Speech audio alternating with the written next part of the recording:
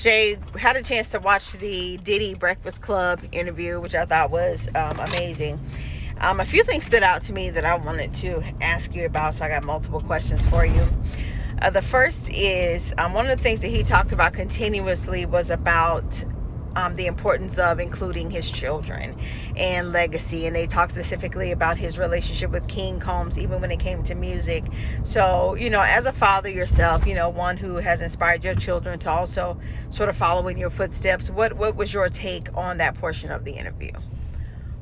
I think it's cool, man, and it's not just for him. Like, he always talks about what he do for the culture. We got a chance to see them grow up too. We got a chance to see him at his son's age, you know what I mean, and now seeing him now, and then seeing his sons, because then he's not just one, but all three of his sons moving around and moving and shaking in the music and entertainment and fashion industry and things of that nature. So it's just dope to see, man, and also it's dope to see a blueprint, of what you can do when you're successful, and what you can do with your kids and how you can inspire them in real time. So that's a dope situation. So the other thing that stood out to me was he used the word frequency a lot. He talked a lot about, just kind of where he is in his life, and with that fact that he's about love.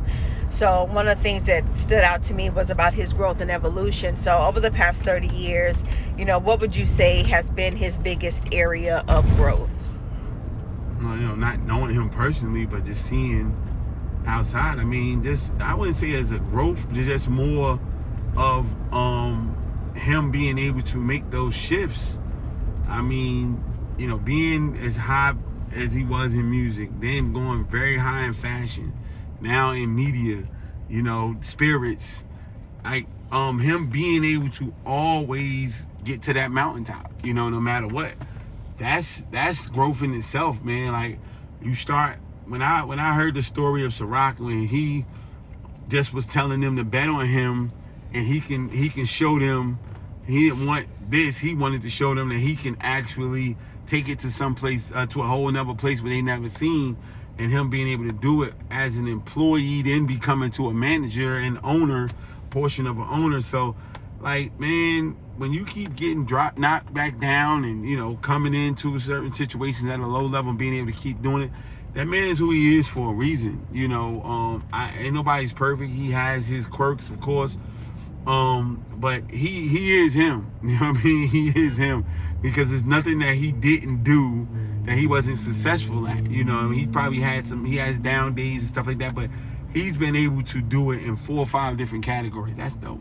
So he talked also about, acquisitions and reaching a space in his business career, outside of him being an artist, where that's sort of the next level for him. So would that be your advice for individuals who've reached a certain level of success, particularly, we'll say, with music and entertainment?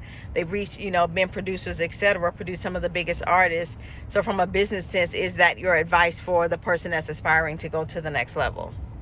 I mean, it's not for everybody, but he was talking about his level.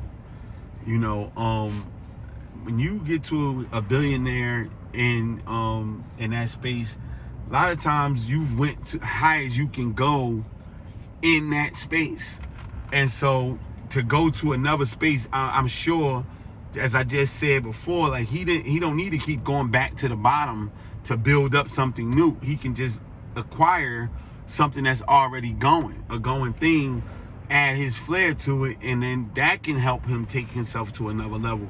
But I think that for new business owners or business owners that's on their journey up, we all have to have a little bit of that acquisition mind frame, because it just slows you down having to keep going back and say, okay, now I want to get it. I did this in film, and now I want to do this in this thing, and you got to go all the way back to zero again. If you was really successful, you made some money, did what you're supposed to do with your money, you can get into something that's already a going thing, and it was shorten your runway so much to getting back to the level you was with the first thing that you were doing or the second thing you were doing.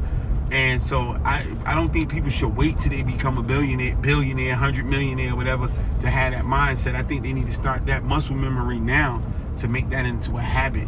with $50,000, with $100,000, with $200,000. So it'll be a lot easier when of that train of thought when you start getting them M's. You'll be like, all right, I can put this into this situation to take me to another level. So with all of the success that he's had and now with his children, what do you think he's missing in his life? I wouldn't be able to answer that.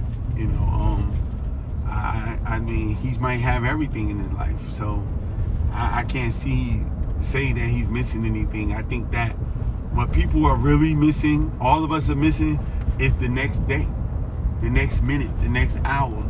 And we should be in expectation and be in a space where we can not be so caught up in what happened yesterday, you know what I mean, what happened 2 minutes ago, what happened 5 years ago, that we can't be in full anticipation of what's about to happen in the next minute, the next 5 minutes, the next hour. I think that that's when we in our strongest, when we can actually sit our asses down and prepare for what's to come in the next space. So I think that supersedes money, fame, and success. And so if I was talking to Diddy and I was able to say, give him advice, I would probably support what he's doing. And I would say, man, if you're not ready for what's about to happen right now or the next minute or the next hour, get focused, get centered, get ready for that, because I think that that's all of us. We can learn from being ready for what's about to come in our next space. We spend too much time in what happened before.